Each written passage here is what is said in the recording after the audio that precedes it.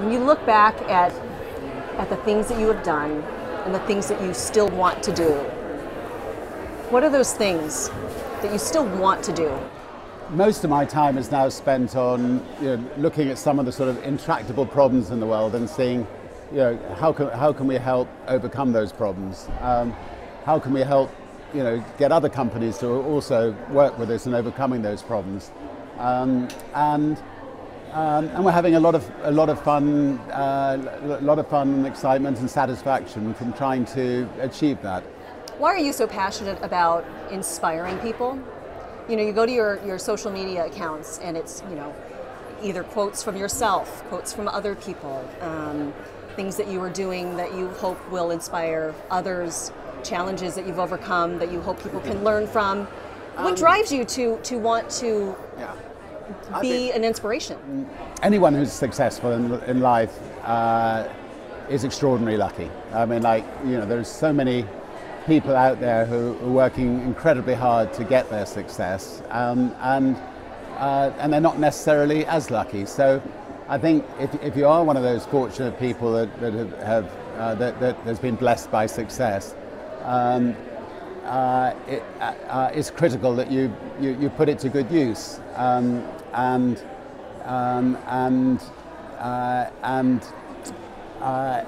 I'm not going to waste that position I find myself in, and I thoroughly enjoy it. I mean, you can tell it's genuine. Well, it'd be awfully sad if it wasn't genuine. I mean, what a waste of time it would be. But no, I mean, look.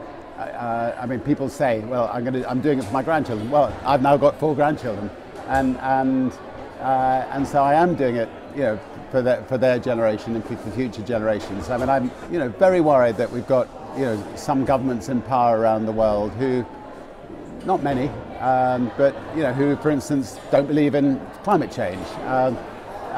If you've got a big government like the United States of America, where the leader is saying they're not going to deal with issues like climate change, or they're not going to help immigrants who have been thrown out of their country, maybe even partly because of wars that that America and Britain have waged on Iraq, or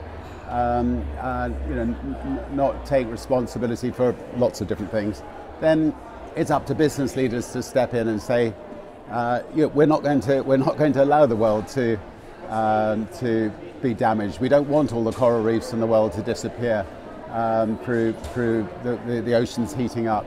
We don't want to lose the beautiful Antarctic and the Arctic. We're going to do something about it, and so we're rallying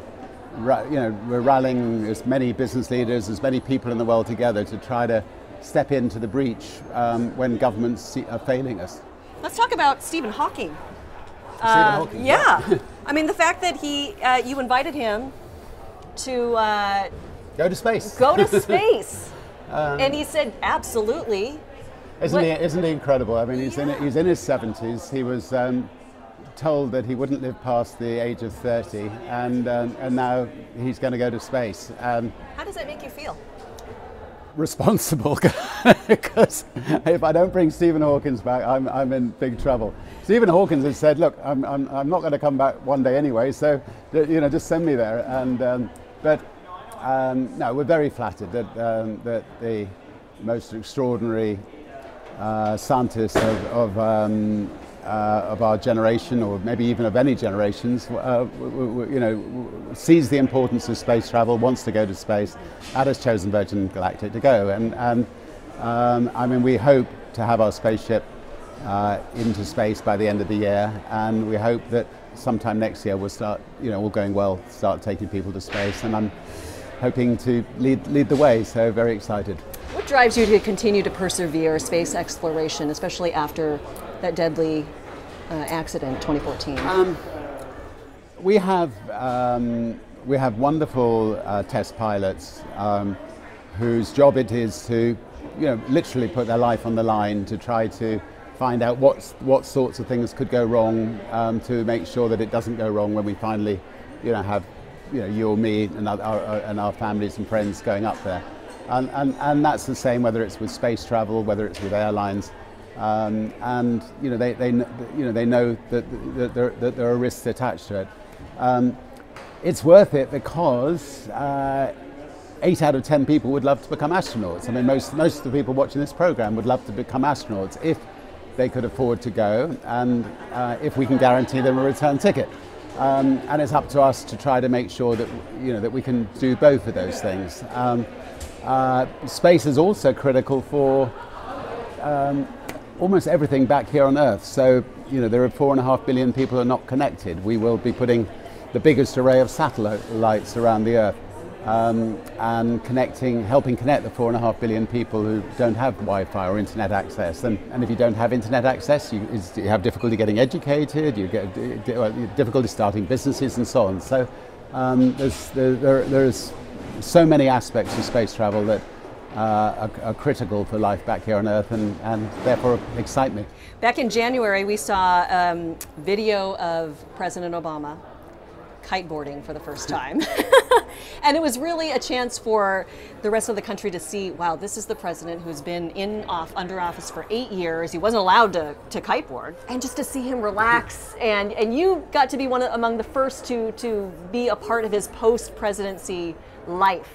Yeah, we were very lucky. I mean, he came and stayed with us the day after he stepped down from being president, and he was with us for 10 days. And of course, he was an absolute and utter delight, as was his lovely wife. And he's the active sort of person. So we challenged each other. I said, I thought I could get up on a foil board before he could get up on a kite, and we agreed that on the last day of the holiday we'd have a race, and the president won, which so we kicked him off the island and sent him back to America. How did it feel to lose? I mean, you don't lose many things, Richard. But no, it was a very rough day, and I won't be talking to him again. And yeah, round 2 is coming up. I have a feeling. Yeah, we'll have another one. Yeah, he did, I think, extraordinary things for the world, and he was. I think most of us around the world saw him as our president. I mean, he was somebody that